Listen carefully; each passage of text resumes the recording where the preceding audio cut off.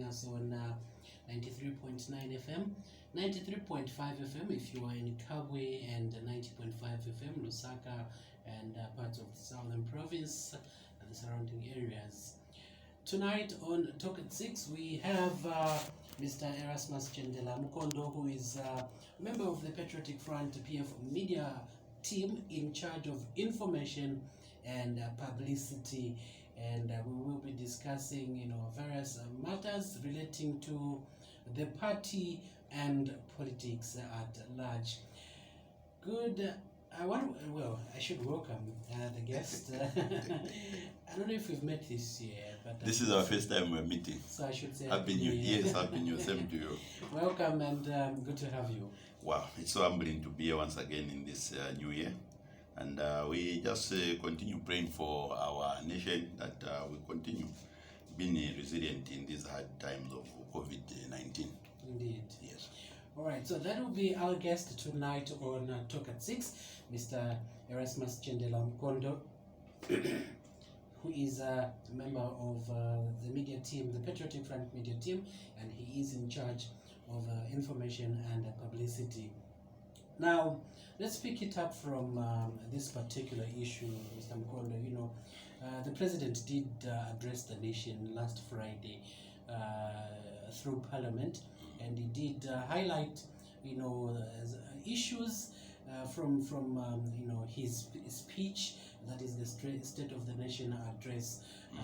Some issues were addressed, probably as a party and as an individual. What are the key takeaway points from the presidential address? I think to start with, the president itemized a lot of developmental projects that have come to fruition as a Patriot Front, and he has given hope to the people of Zambia, and he has continued appealing to the people of Zambia to continue putting their hope in this able government that has been every day adding an asset to our national budget and balance sheet, by the way, so that we may see to it that our nation qualifies to be a middle income nation. And all this status can only be reached or accomplished if we saw to it that we have assets, national assets, that to facilitate employment, that to facilitate the generation of extra revenue, or in short, to increase the revenue base, so that we do not continue depending on pay as you earn, or these other sources which are easy to get by. Yeah. So he told us a lot, especially where development is concerned. When you talk about the telecommunication mast, we have continued almost making them to be reachable to all the districts of this country. So from there, I think because it was too much centered on the values, and the ethics, yes, and the principles. So he talked about a very important point to do with the violence, political violence. He appealed to everyone that this is timely, that we should come together as one Zambia, one nation. For we cannot achieve development if we are in chaos, or we are in fighting each other. Others, he also appealed to the journalists that being the fourth estate in this governance of being a democracy, you are very much critical and cardinal to the development and to the developmental agenda of this nation, because your profession, it's very noble. The other one, it's the fake news, and that is something to do with social media. Yes. And I think he had articulated very well that the cabinet will very soon be rolling out that law that will help us to curb these insults, or where I find that 24/7 people, they are insulting the president, and the bullying on social media. Other aspect was to do with the women folk, and then also our children, the girl child, that we participated in protecting our children, our daughters, and then to make sure that we made them to feel safe in this Zambia. So basically, when it comes to security, it's cardinal. It touched, I think, almost all the areas. Other areas, I think, as we go on, I'll be able to itemize them. Okay. And one issue that you did, refer to as part of what the president addressed is violence. Yes. And we are now in that particular period, the year 2021, and in just a few months' time, we'll be getting to the campaigns. And this is a period when you politicians want to provoke one another in a way, you want to engage in political violence. How do we keep the guard on this particular, violence, which is detrimental to national development and unity?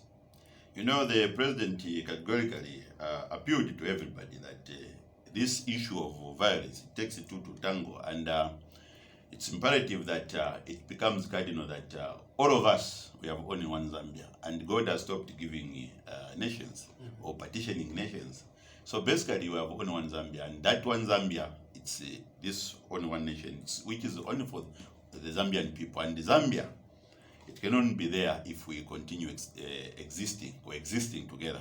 And it's important that we cherish the principles of democracy, we cherish the principles, and among them is that one of tolerance, as I've said, coexistence.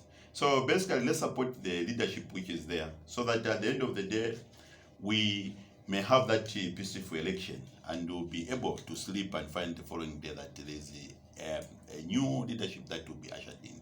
So basically, for us as a Patriotic Front, the president has given us too much hope, has given us hope in the sense that under his leadership, he said before, during, and after, he will ensure that the nation continue enjoying the peace that we have had.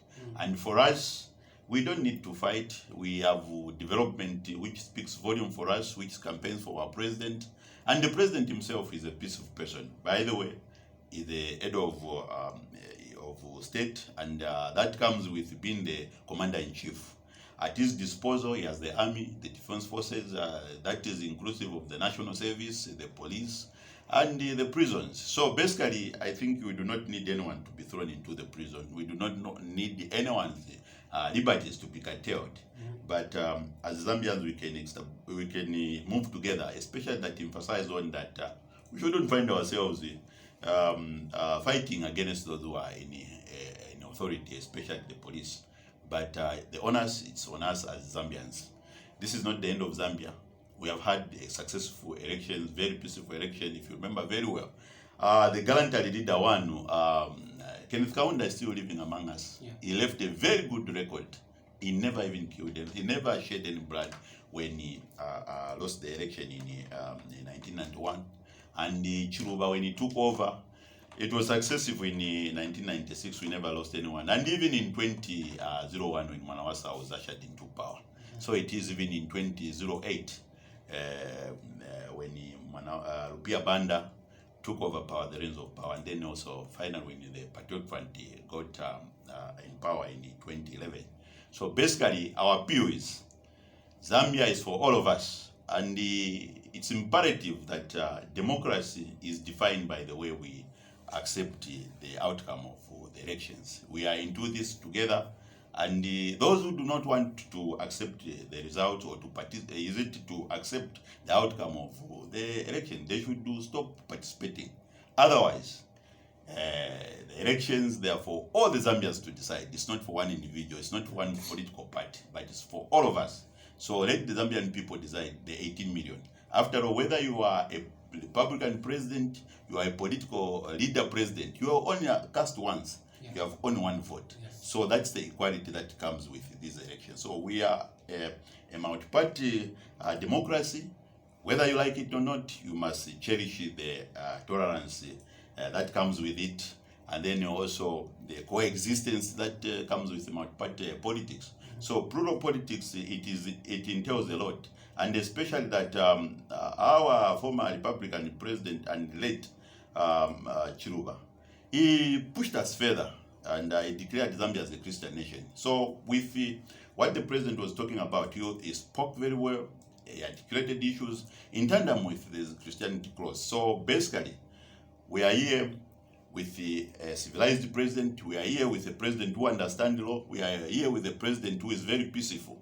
We are here with a president who has always championed peace. And even when he was emerging from our ranks, he was a very peaceful person. He quoted the scriptures and he said a very important thing which I have always tried to reflect on and always to champion. And that one of, you remember the time of Solomon when he called before those two women, where one woman who was not the owner of that child wanted the child to be splitted. So it also applies to all of us Zambians. Those who would want to split Zambia, then you're not a Zambian, you're a foreigner. This Zambia that we have, it's not your child. But if you really love this Zambia, you would want to preserve it, even when you have lost it, even when there's time to say we have differences.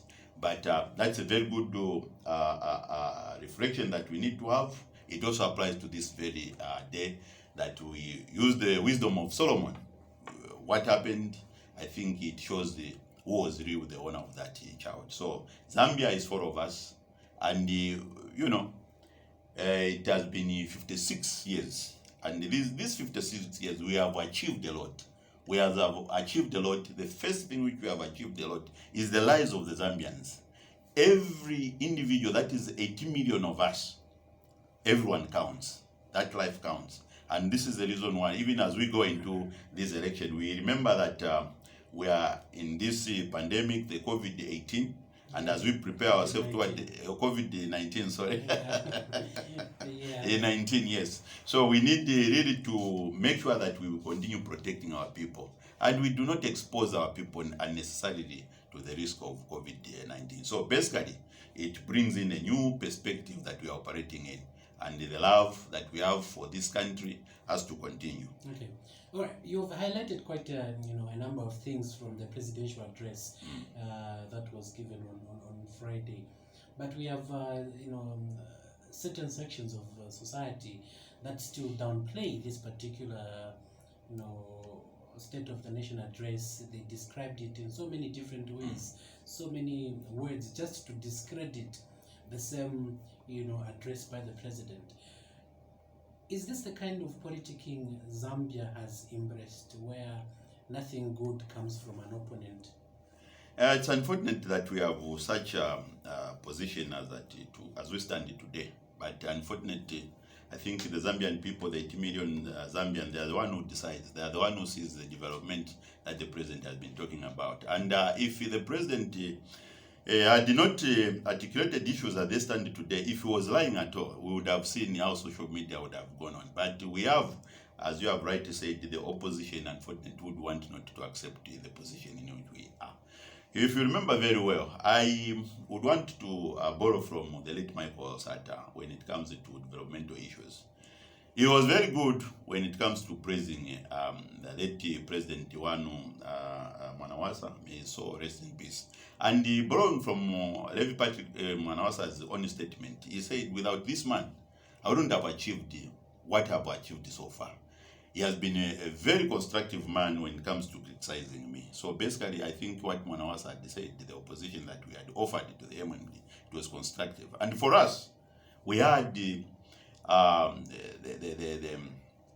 manifesto, which is going to be revised, and I think it will be unveiled to the Zambian people through one Edgar Chagwa, a Republican president, who is also our party president, to tell the people where we stand today and what we intend to do for the people. This is the reason why the people would find it very easy to criticize us and to find it very easy to point at us, because we had the manifesto which we had followed. We talked of we're going to bring back dignity to our people, first by making sure that the minimum wage is raised, by making sure that the civil servants, especially those who are in security wing, they are provided the housing units. And this the president has articulated. When it comes to the airwaves, we have proved beyond reasonable doubts. These mass that the president has articulated and tabulated, they are a testimony, a true testimony. And I don't think any reasonable Zambian could go and say, no, this government has not provided that. So basically, we are talking about an opposition